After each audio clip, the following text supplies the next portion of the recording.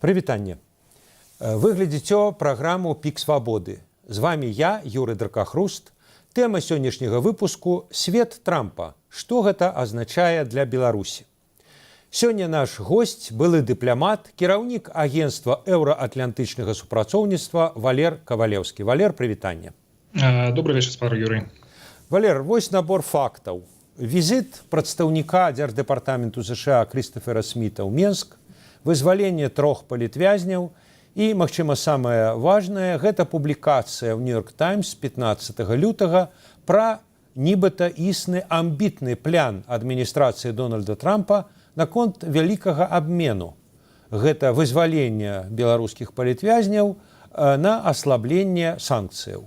Публікацыя ўжо амаль паўмесяцы таму. Вось з таго часу ці бачыце вы, ці заўважылі вы нейкія крокі ў рэалізацыі гэтага плану, калі ён быў, калі ён ёсць? Так, сапраўды, план досыць амбітны, і пакуль што ў нас ёсць інфармацыя выключна ад Нью-Йорк Таймс, то бок гэта неафіцыйная крыніца, ні беларускі, ні амерыканскі бок ніякім чынам не каментавалі яе, не раскрывалі нейкія падрабязнасці, але тым не менш іх і не было ніякага абвяржэння гэтай інфармацыі.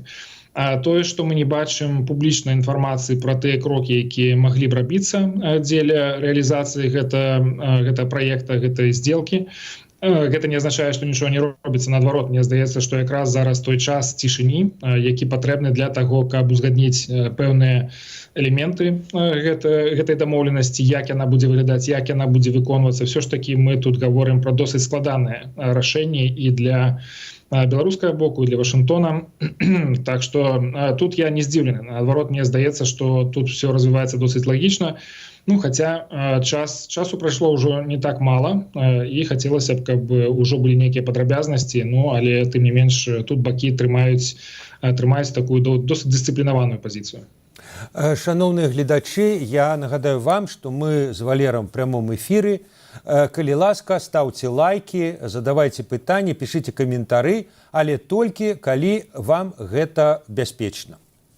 Валер, а ці можна сказаць, што скосна крокам в этом накірунку, хаця ў дадзеным выпадку не адносна Беларусі, гэта, ізноў жа, чуткі пра тое, што в адміністрацыі Трампа прынамсі абмяркоўваюцца схемы, парядак аслаблення ці зняцця санкцый з Расіі. Калі з Расіі абмяркоўваецца зняццё санкцый, так Беларусь-то уж, фармальна кажучы, она не воевала і не воюе. Так калі з Расіі можна зняць, якая воюе, то з Беларусі как бы это і натуральна, ці не? Да, я пагаджуся, што гэта якраз такі адлюстроўвае змену ў падыходзе да выкарыстання санкцый як інструмента знешняй палітыкі. І гэтыя прыкметы яшчэ прогучалі ў мінулым годзе, прыкладна там у верасні, калі з каманды Трампа прогучалі такія закіды пра тое, што санкцыі пры Трампе будуць выкарыстоўвацца значна радзей. І тут, калі сапраўды ўжо ідзе гэтая праца над скарачэннем санкцый супраць Расіі у сувязі з вайной, то можна чакаць, што гэта непазбежна будзе закранаць і інтарэсы Мінска, таму што ўсё ж такі гэтыя санкцыі былі ўведзеныя у сувязі з падтрымкай Расіі. То бок тут Пуцін, хоча ён гэта ці не хоча, ён ўсё ж такі павінен будзе адстойваць інтарэсы свайго саюзніка па вайне. Валер, а вот яшчэ адзін таксама такі ўскосны аспект, гэта тое, што паміж Вашынгтонам і Масквой ідуць перамовы пра пашырэнне дыпламатычнай прысутнасці. Амбасадар США, наколькі я ведаю, і не выязджаў з Масквы, он там весь час быў. З Беларусі фактычна амаль весь персанал, ці весь персанал як бы адкліканы, его там няма. Фактычна і на першых перамовах у рядзе, а другія перамовы в рядзе, як мы ведаем, гэтаму в асноўным і былі прысвечаны. Так вот, тада, магчыма, і адносна Беларусі гэтае рашэнне можа разглядацца. А можа разглядаецца ўжо, можа, вы ведаеце? Я б тут падзяляў вельмі так канкрэтна гэтыя два трэкі, бо расійска-амерыканскія адносіны гэта вельмі асаблівыя адносіны. Абедзве краіны з'яўляюцца пастаяннымі чальцамі Рады бяспекі ААН, уладальніцы ядернай зброі, і таму яны ніколі не перарываюць свае дыпламатычныя адносіны на самым высокім узроўні, то бок прысутнасць амбасадараў заўсёды застаецца. У гэтым сэнсе якраз такі я тут не бачу ніякіх навінаў. Але тое, што ў 2016 годзе, калі было даказана, што Расія ўмешвалася ў выбары, прэзідэнцкія выбары ў Злучаных Штатах і падтрымлівала фактычна Трампа, то ў той сітуацыі тады яшчэ адміністрацыя Абама пайшла на радыкальнае скарачэнне дыпламатычнай прысутнасці Расіі ў ЗША. Былі скарочаныя і генеральныя консульствы, былі адабраныя два важных аб'екта у Нью-Йорку і пад Вашынгтонам, такія так званыя дачы, дзе расіяне маглі весці самыя розныя віды дзейнасці. Гэта вельмі балюча было для расійскага боку, і мы бачым, што досыць нечакана насамрэч, што гэтае пытанне вырашаецца адным з першых. Такі вельмі добразычлівы жэст на карысць Расіі, там, дзе для іх гэта мае вялікае значэнне. А што тычыцца Беларусі, то ўсё ж такі амбасада выехала самастойна ў 22 годзе за некалькі тыдняў да пачатку вайны. Гэта была эвакуацыя па меркаваннях бяспекі, але з таго часу амерыканскі бок спрабаваў вярнуць сваю каманду, якая зараз працуе з Вільнюса, і да гэтага часу гэта не атрымалася зрабіць. Але фармальна амбасада не закрыта, там проста няма людзей. Я таксама думаю, што гэта можа быць прадметам для перамоў, для таго, каб амерыканскія дыпламаты вярнуліся ў Менск і працавалі з Менску. Але паглядзім, наколькі гэта будзе зроблена хутка, бо гэта ўсё ж такі патрабуе найму мясцовага персаналу, досыць значнай колькасці людзей. Гэта не так проста зрабіць. Пра вяртанне амбасадара я б таксама тут выказваўся досыць асцярожна, бо гэта зацягнутая працэдура. Без амбасады на месцы, якая будзе функцыянальна і дзейнічаць нармальным чынам, я думаю, што будзе яшчэ вельмі рана казаць пра тое, што амбасадар будзе вяртацца ў Вашынгтон ці ў Менск. Наступнае маё пытанне пра сітуацыю ў дэмакратычных сілах, у апазіцыі беларускай, яе адказ на выклік Трампа. Летась у дэмакратычных сілах Беларусі абазначылася выразная, скажем так, падзел, хто-то скажа раскол. Прынамсі, две канцэпцыі. Адна канцэпцыя – это ставка на санкцыі, ставка на ціск, ставка на изоляцию режиму, а другая ставка на диалог, на обмен вызволения политвязняў, на ослабление санкций, на вяртанне амбасадараў. Вось, скажем так аккуратно, чуткі пра магчымую новую пазіцыю амерыканскай адміністрацыі, они паглыбілі гэты падзел? Вот як бы белорусская оппозиция стала как-то позиционоваться относно этого, изноў жа скажу, магчымага амерыканскага падыходу? Я б сказаў, што я якраз прыналежу да другой плыні, якая выступае за тое, каб ўсё ж такі дыпламатыя была больш актыўнай, каб санкцыямі карыстацца дзеля вызвалення людзей. Я бачу, што палітычныя структуры, это офіс Святланы Ціхановскай, аб'яднаны пераходны кабінет, ўсё ж такі яны падцягваюцца да гэтай пазіцыі таксама, таму што фактычна амерыканцы зараз ідуць падобным трэкам.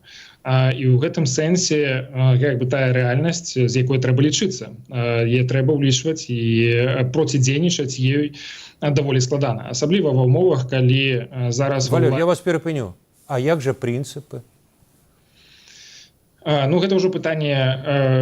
Я думаю, што прынцыпы гэта важна. Мы тут не адмаўляемся ад прынцыпаў таго, што трэба вызваляць людзей, што нам трэба дамагацца зменаў у Беларусі, абараняць яе незалежнасць, аднаўляць яе суверэнітэт.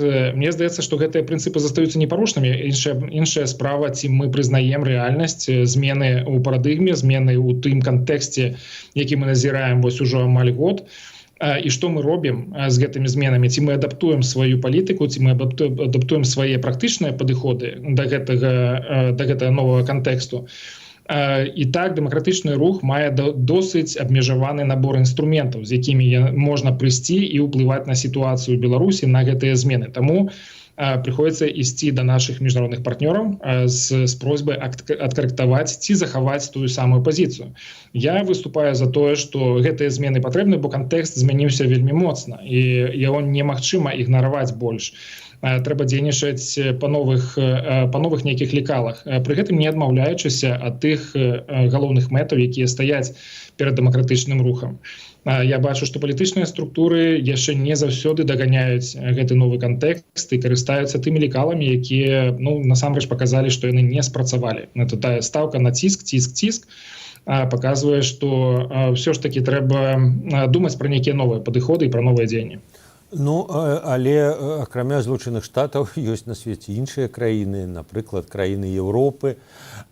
І вот працяг этой гутаркі размова уже не толькі пра чуткі, як бы пра рэакцыю на чуткі, которые там Нью-Йорк Таймс напісала, можа, ввогуле лухта, але на падзеі. А падзеі – гэта вельмі рэзкая размова прэзідэнтаў Злучаных Штатаў Дональда Трампа і Украіны Владимира Зеленскага ў минулую пятніцу. Гэта іх абмен рэплікамі в сацыяльных сетках. Это саміт еўрапейскіх краін з падтрымку Зеленскага. Ну і нарэшце апошняе рашэнне, сённяшняе рашэнне прыпынення амерыканскай вайсковай дапамогі. Вот варта адзначыць, што пасля размовы Зеленскага з Трампам Святлана Ціхановская напісала, вот я працытую: «Вайна Расіі супраць Украіны – гэта вайна супраць самой свабоды. Адважны народ Украіны змагаецца не толькі за ўласную будучыню, але за свабодную, мірную, бяспечную Еўропу. Беларусы на баку Украіны», было сказана наконт спрэчкі Зеленскага і Трампа. А вот яшчэ больш выразная пазіцыя у кіраўніка НАУ Паўла Латушкі. Вось як ён выказаўся на сваём YouTube-канале. Давайте послухаем, поглядим. Это фиаско не Зеленского, то, что произошло в овальном кабинете, а это фиаско американской дипломатии. Ну, во-первых, почему я прихожу к этому выводу? Они перестали быть лидером свободного мира. Большинство лидеров, политиков европейских демократий, и не только, демократических государств во всем мире осознали после этой беседы, назовем это так, в овальном кабинете, что Соединенные Штаты Америки больше не являются лидером свободного мира.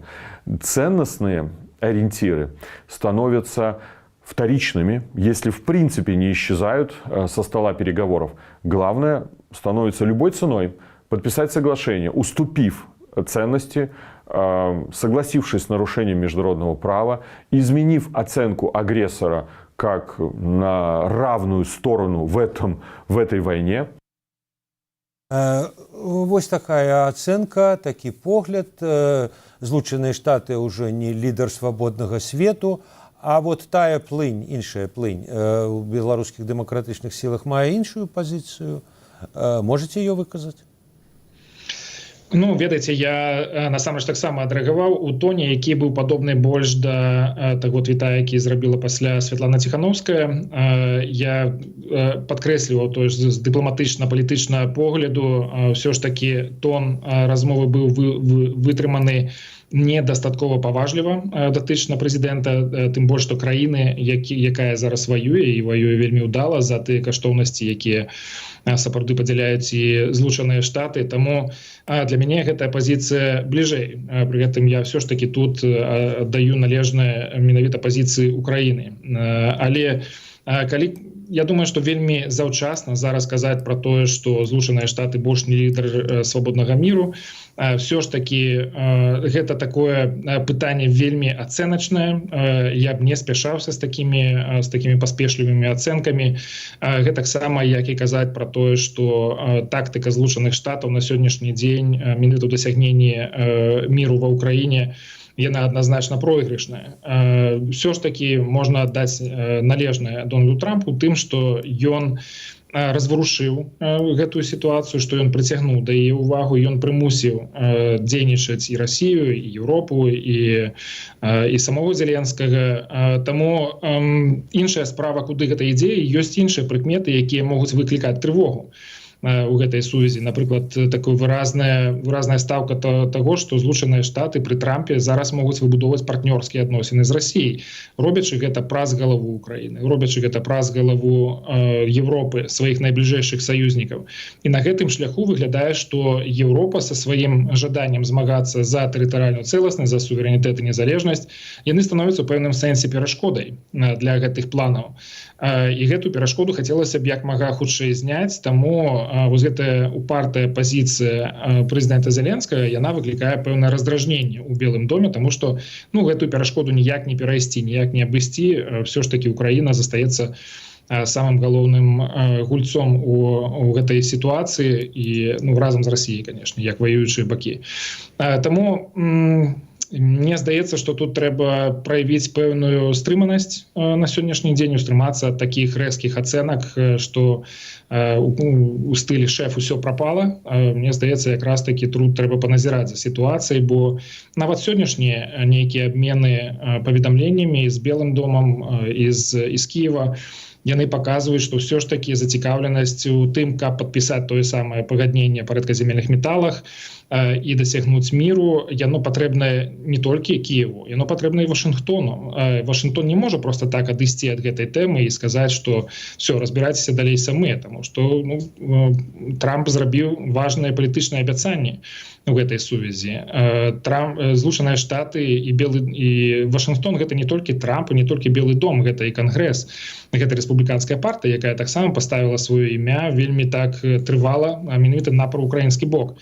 Я не думаю, што гэта будзе здаровай ідэяй сёння адмовіцца цалкам ад таго, каб падтрымліваць Украіну, пакінуўшы яе проста на знішчэнне расійскімі войскамі. А вот я памятаю, вы перад тым, як была сустрэча Зеленскага з Трампам 28 лютага, вы, не памятаю, для кагосьці давалі каментар, і даволі, наколькі я памятаю, скептычна выказваліся наконт плёну гэтай сустрэчы. А зараз вы можаце спрагназаваць, чым сэрца супакоіцца ў бліжэйшыя дні этот канфлікт, які быў у пятніцу, он как-то будзе залагоджаны ці не? Мне здаецца, што гэта в інтарэсах усіх бакоў, і Кіева, і Вашынгтона. І тут, конечно, я адзначаю даволі актыўную такую праамерыканскую ў пэўным сэнсе пазіцыю Лондона, еўрапейскіх краінаў. Варшава таксама вельмі выступае за тое, каб гэты дыялог Зеленскага і Трампа працягнуўся. То бок не сказаць, каб тут хтосьці ў Европе хадзіў і казаў: да, далей мы самі, Злучаныя Штаты, заставайцеся там, дзе вы ёсць, мы зусім справімся. Не, ёсць разуменне таго, што Злучаныя Штаты і іх унёсак у перамогу Украіны вельмі важныя. Адмаўляцца ад гэтага нельга. І так, эмоцыі ёсць эмоцыі, але ўсё ж такі давайце мы не будзем паддавацца гэтым эмоцыям до такой ступені, што мы адмовімся ад супрацоўніцтва з Трампам. Цалкам магчыма, што ў яго ёсць стаўка на тое, каб будаваць партнёрства менавіта з Расіяй, як з вялікай дзяржавай, якая менавіта з яго пункту гледжання заслугоўвае такой павагі і такой увагі і такіх высілкаў на выбудоўванне супрацоўніцтва. Але тым не менш ёсць і саюзнікі, ёсць і істэблішмент палітычны, якія не так лёгка аддадуць гэтую магчымасць далей супрацоўніцтва са Злучанымі Штатамі. Тым больш, што США зараз пры Трампе распачалі цэлы шэраг такіх досыць канфліктных сітуацый, і я тут маю на ўвазе і Канаду, і Мексіку, там і размовы пра Панамскі канал і пра Грэнландыю, якія забіраюць вельмі шмат палітычнага капіталу, які ўсё ж такі не бясконцы. І ў гэтым сэнсе рана ці позна Трампу і яго камандзе прыйдзецца ўсё ж такі пераацаніць свае магчымасці, каб не спаліць сваю ўласную хату.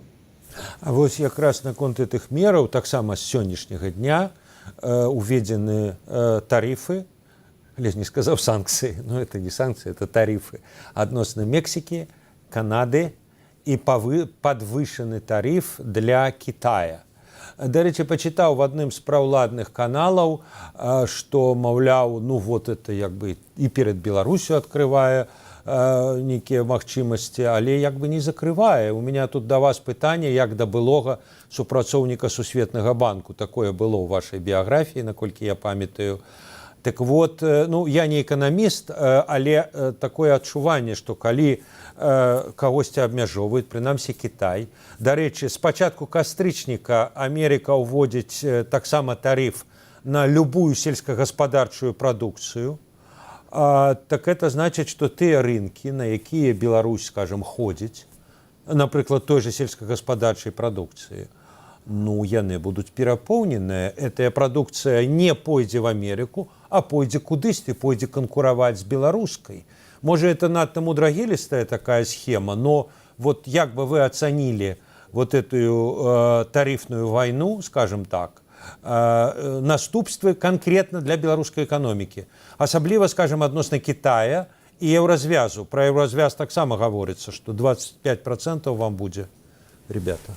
Да, я думаю, что, конечно, тарифные войны – это довольно небяспечная тема, и цікава, што Трамп вырашыў адкрыць гэтую вайну на некалькі фронтоў адразу, тым больш такія важныя, як Кітай, як Канада, як Мексіка, якія з'яўляюцца галоўнымі гандлёва-эканамічнымі партнёрамі Злучаных Штатах, і Еўропа таксама на гэтай лінейцы.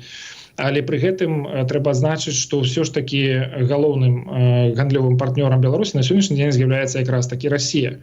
То бок інтарэсы Беларусі ў гэтым сэнсе могуць быць закранутыя нязначна. Але пры гэтым могуць быць некаторыя і магчымасці. Напрыклад, Канада з'яўляецца галоўным пастаўшчыком калія ў Злучаныя Штаты, і відавочна, што вось гэтая гандлёвая вайна можа прывесці да росту цэнаў на імпартны калій з Канады. У гэтым сэнсе беларускі калій можа прыдасца як это робяць міжнародныя эканамісты для дыверсіфікацыі паставак, імпартных паставак даволі важнага стратэгічнага прадукта, таму што это адбіваецца таксама і на цане на сельскагаспадарчую прадукцыю. Таму тут для Беларусі, я думаю, што будзе менш рызыкаў, магчыма, будуць нават нейкія магчымасці менавіта ў гэтай амерыканскай гандлёвай вайне. А я, дарэчы, чуў версію, ну, такую, ведаеце, вельмі прагматычную, што ўвогуле вот эта вся новая палітыка, новая стратэгія, ну, магчыма, ізноў жа чуткі, Нью-Йорк Таймс напісала, мае вельмі такую прагматычную подбіўку. Тое, пра што вы сказалі, адкрыць шлюзы, адкрыць браму для беларускай калійкі, каб яна канкуравала з канадскай. Можа, не на амерыканскім рынку, але на сусветным рынку. І, як бы, ввогуле, гэта мэта Вашынгтона, гэта мэта Трампа, кажуць некаторыя. Вы верыце вот в такую, як бы, в такую прагматыку? Я б не выключаў гэтага, адназначна не выключаў бы, тым больш, што Беларусь пастаўляла на амерыканскі рынок свае калійныя ўгнаенні да 2020 года. Былі перыяды, калі былі санкцыі супраць беларускалія, але тым не менш амерыканскі рынок заўсёды быў прывабным, конечно, для беларускага пастаўшчыка. Я не думаю, што беларусь калій змог бы замяніць сабой пастаўкі канадскага калію, бо ўсё ж такі аб'ёмы там значна большыя. Там у лепшыя часы, мне здаецца, што беларусь калій не пастаўляў больш за 3-4% на рынок амерыканскі. Ну, але тым не менш, я б не адкідаў гэтую версію, канешне. Хаця тут я адзначу, што перамовы Злучаных Штатаў і Мінска наконт вызвалення палітычных зняволеных пачаліся яшчэ летам мінулага года. І яны былі яшчэ пры адміністрацыі Байдена, яны былі накіраваныя менавіта на вызваленне людзей, то бок на сённяшні дзень той візіт Крыса Сміта, які адбыўся ў лютым, ён стаў кульмінацыяй гэтай працы, і так яно адбылося ўжо пры Дональдзе Трампе, што насамрэч паказвае, што ёсць пэўная паслядоўнасць у Дзярждэпартаменце у тым, каб адпрацаваць гэтую тэму до канца. Валер, а вось якая в этом сэнсе пазіцыя краіны еўразвязу? Ну, мы бачылі, як бы, высновы некаторых аналітычных цэнтраў, скажем, еўрапейскіх, якія гавораць, што, можа, варта было б памяняць пазіцыю, але калі сапраўды адміністрацыя Трампа будзе праводзіць вот эту, ну, скажем, такую мягкую палітыку, палітыку дыалогу, палітыку ўцягвання, Еўропа пойдзе за Злучанымі Штатамі, ці яна скажа, не, у нас свой падыход, у нас вот сваё бачанне, ёсць каштоўнасці, а вы ім здраджваеце, і будзе непахісна трымацца санкцыйнай лініі, ізаляцыі рэжыму Лукашэнкі і гэтак далей.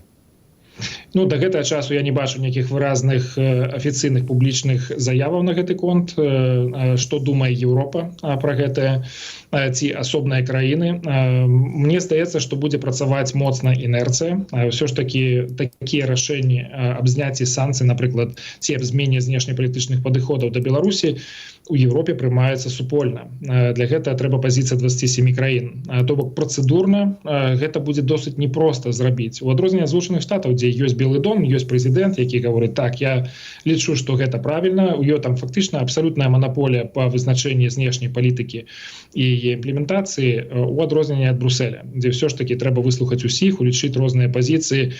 Я не бачу гатоўнасці да гэтага з боку найбліжэйшых суседзяў Беларусі.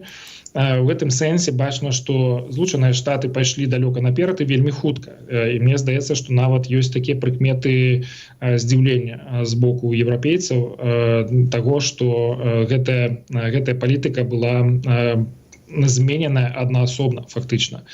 Зноў жа, это тыя прыкметы, якія я бачу з непублічных крыніцаў, а ў публічным прасторы проста маўчанне. Тут я не чуў ніякіх заяваў ні ад воднай еўрапейскай краіны, ці ад Брюсселя. А вось як вы ацэньваеце рэакцыю Еўропы? Вот в вечары таго ж дня, 28-го, калі адбылася эта не вельмі прыемная размова Зеленскага і Трампа, многія еўрапейскія лідары сказалі: мы з Украінай, нават мы з Зеленскім. Быў скліканы саміт у Лондоне, дзе быў і Зеленскі, і лідары іншых краін. Было сказана, што мы падтрымаем, мы на баку Украіны.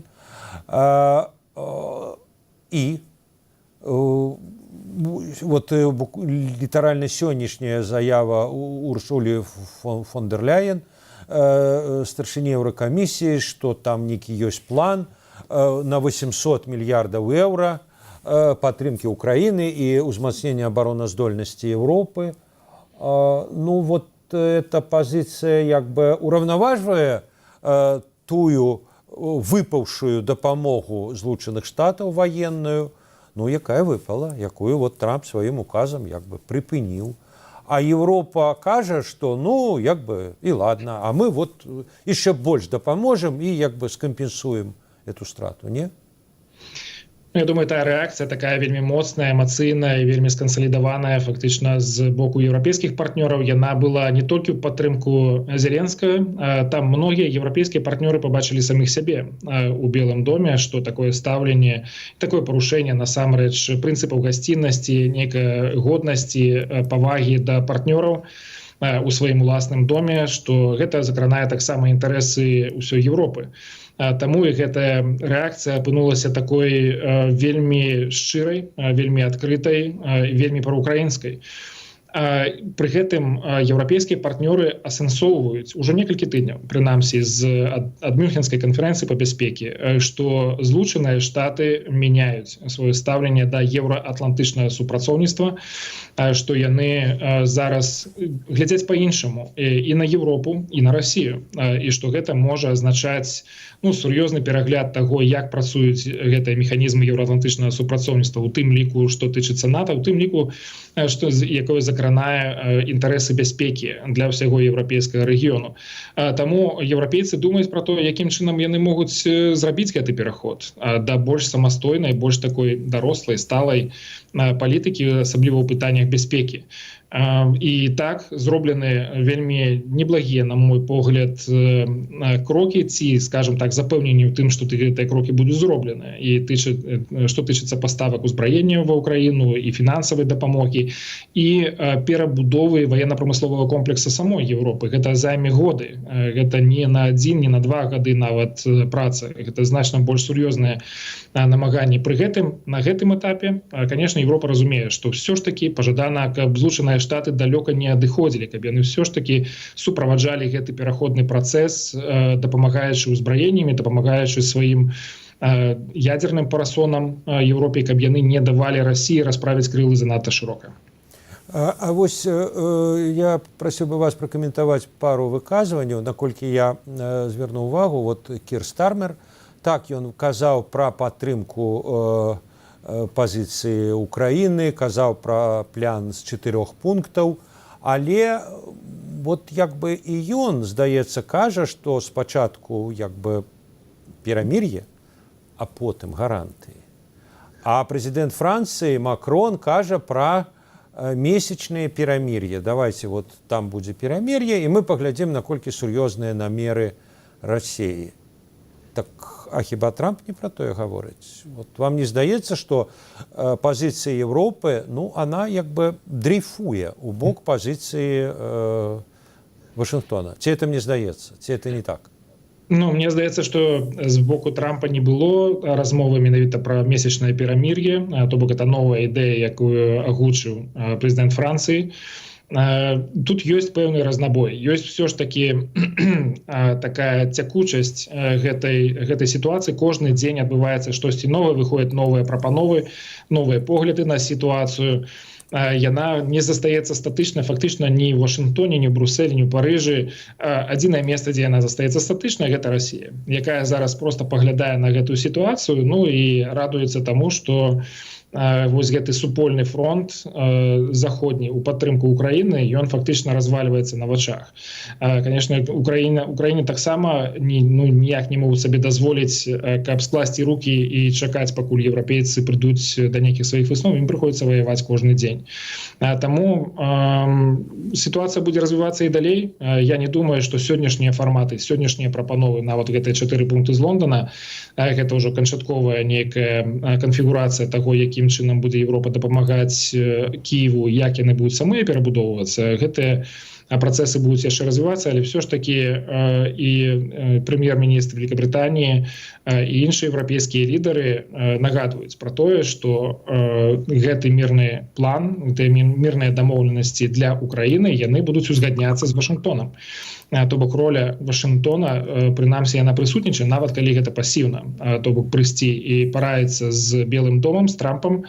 Гэта прэм'ер-міністр Великабрытаніі, прынамсі, агучыў гэта як абавязковы крок у тым, каб рэалізоўваць гэтыя дамоўленасці. Шановні глядачі, я нагадаю, што мы ў прямым эфіры. Пішыце каментары, пішыце вашыя пытанні, ставце лайки, але толькі ў выпадку, калі это вам бяспечна, калі гэта вы можете рабіць, не ставячы себе пад пагрозу. Валер, вы ўжо сказалі пра Расію, сказалі пра Пуціна.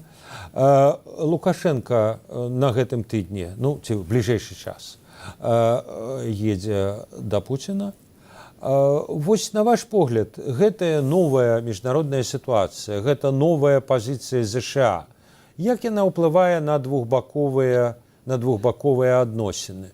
Ну, здаецца, некаторыя кажуць, там Крэмлі п'юць шампанскае, можа і Лукашенко п'е там шампанскае, ці гарэлку, ці самагон, што яму там больш даспадобы. Але так не выглядае, што он уже такі шчаслівы. Вот ён недавно казаў пра тое, што нават, ну вот, здымуць санкцыі, вярнуцца заходнія кампаніі ў Расію, а нам што? А дзе мы будзем гандляваць, як мы будзем гандляваць? Ужо ўсё пераарыентавана на Расію. Вот як, на ваш погляд, все-таки які ўплыў на двухбаковыя адносіны? Яны стануць цяплейшымі, можа, больш халоднымі. Калі справа к завяршэнню вайны, то як бы там верны саюзнік можа і не так і патрэбны. Ці як бы вот імпульсы про-контра, яны як бы скампенсуюць адзін другі. Ну, я думаю, што Лукашенко будзе зараз не вельмі утульна побач з Пуціным, таму што Пуцін набірае ход, ён адваёўвае сабе нейкія страчаныя міжнародныя пазіцыі, у яго атрымліваецца не кепска, дзякуючы ось такой беспрэцэдэнтнай пазіцыі прэзідэнта Злучаных Штатаў, што фактычна вядзецца зараз пабудова новага партнёрства паміж Масквой і Вашынгтонам. І ў гэтым сэнсе Пуцін атрымлівае нейкія новыя імпульсы, новую сілу ў сваёй пазіцыі, што для Лукашэнкі можа быць не самай лепшай навіной. Бо ўсё ж такі Пуцін глядзіць на Украіну і на Беларусь даволі падобнымі вачамі. Ён ацэньвае гэта як фактычна часова незалежныя краіны. З гэтым пытаннем неяк трэба будзе разбірацца. Вось зараз разбіраецца з Украінай ваенным чынам, з Беларусю тым часам разбіраецца палітычнымі хадамі праз тое, каб уцягнуць Беларусь яшчэ больш у інтэграцыйныя працэсы з Расіяй. Нагадаю про тое, што літаральна некалькі месяцаў таму было падпісанае пагадненне аб гарантыях бяспекі для Беларусі з боку Расіі, і якая фактычна робіць з Беларусі ваенны пратэктарат, дае рэшткі ваеннага суверэнітэту Расіі. І ў гэтым сэнсе можна чакаць, што Расія будзе толькі ўзмацняць вось гэтыя працэсы паступовага паглынання Беларусі праз ідэалагічную працу, праз узмацненне фінансавага контроля, эканамічнага контроля над сітуацыяй у Беларусі. І ў гэтым сэнсе Лукашенко, я не думаю, што ён будзе сябе асабліва утульна адчуваць, бо яму пажадана было ўсё ж такі зрабіць нейкія крокі для таго, каб збалансаваць вось гэтую залежнасць. Зрабіць гэта вельмі складана. Яму раней атрымлівалася гэта рабіць да 2020 года, але гэтым разам такое адчуванне, што ён зайшоў занадта далёка у гэтай гульні з Крамлём, і зараз яму вырвацца з гэтай парадыгмы вельмі складана. Нават вось гэтыя яго такія вельмі сціплыя, вельмі робкія спробы наладзіць дыялог з амерыканцамі, яны былі зробленыя менавіта ў той самы момант, калі Пуцін на самым вышэйшым узроўні размаўляў з Трампам.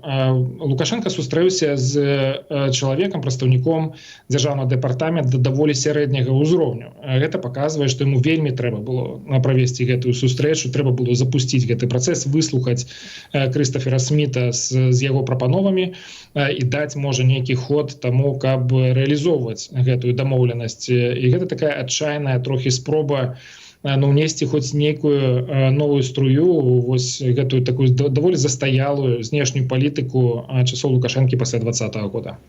Валер, і вот яшчэ пытанне, піша наш глядач: Пуцін скажа, што Беларусь ягоная і Трамп пагодзіцца. Ну вот наконт этой пагрозы можна, магчыма, прывесці контраргумент такі, што, умоўна кажучы, у лютым 22 году здавалася, што Беларусь вот бяры просто. Як бы Лукашенко быў абсалютна залежны ад Пуціна. Пуцін быў, што называецца, на маршы, і, як той казаў, каб 2 раза не вставаць, некаторым здавалася, забярэ Беларусь. Ну вот не забраў.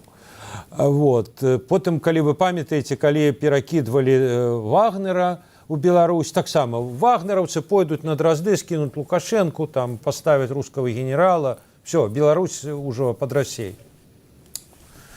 З Прыгожиным здарылася тое, што здарылася. Вагнер рассмактаўся. Ну і, дарэчы, в формуле нашага гледача, а можа, Трамп не пагодзіцца. Скажа, ну, Украіну кавалачак добра забірай, але вот уже как бы не барзей, што называецца. Вот, это многовато будзе яшчэ і Беларусь, суседнюю Украіну. Што она тебе кепскага зрабіла. Тым не менш, вам пытанне. Такое магчыма? Я думаю, што Пуцін стварыў перадумовы для таго, каб паставіць гэтае пытанне і дамагчыся сваіх інтарэсаў.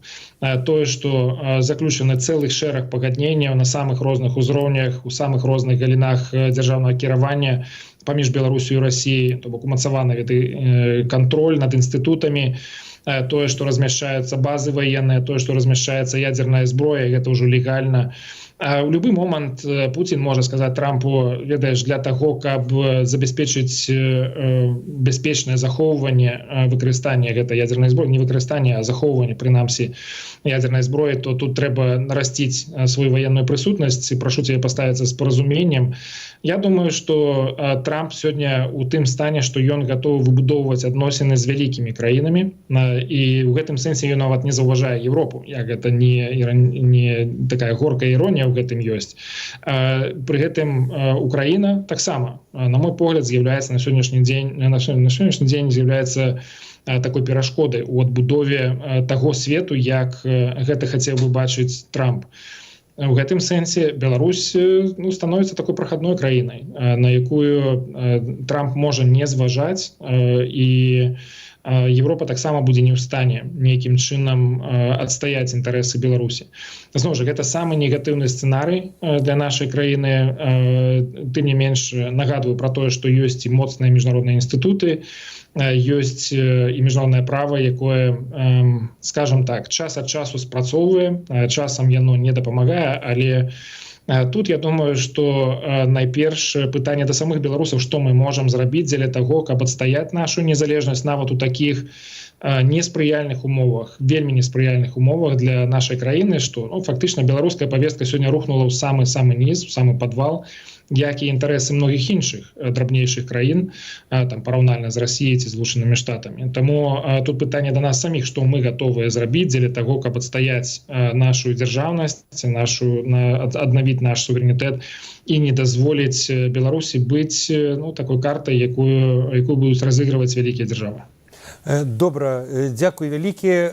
Шаноўныя гледачы, я нагадаю, што з намі быў былы дыпламат, кіраўнік агенцтва еўраатлантычнага супрацоўніцтва Валер Кавалеўскі. Валер, дзякуй вам вялікі. Вам, шаноўныя гледачы, я нагадаю, што за тым, як будуць разгортвацца падзеі далей, якое месца Беларусі ў свеце, які імкліва мяняецца, вы можете сачыць у праграме «Пік свабоды». Дзякуй, да пабачэння.